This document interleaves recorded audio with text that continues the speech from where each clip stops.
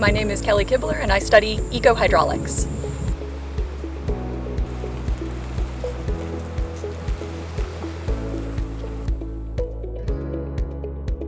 There's a lot we can learn with lab work, but we need to ground everything we do with observation in the true aquatic ecosystem. That's our most interesting question, is when the flow hits these mangrove roots, it changes, and the way that it moves sediment changes. So the problem that we study usually is shoreline erosion, and that's the removal of sediment away from the shoreline.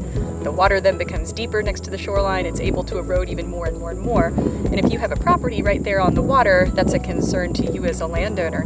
So what we want to know is, how can a landowner protect their property and stop their property from eroding without having to put a hard structure like a seawall or a revetment or some kind of like rock structure on the shoreline?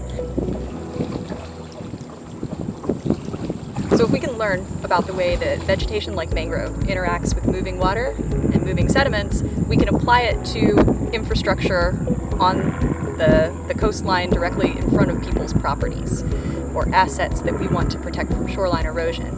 And this technique is called living shoreline. So it's kind of an option that is not putting a hard structural seawall on the shoreline, but instead using natural materials like vegetation, like oysters, to try and change the shoreline ecotone. It not only prevents erosion, but it also is associated with a lot of really good benefits to our water bodies.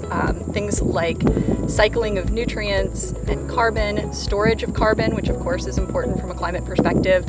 So habitat creation, biodiversity. There are so many good benefits to having good intact shoreline ecotones. Only one of them is that they don't erode the same way that bare or seawall shorelines would.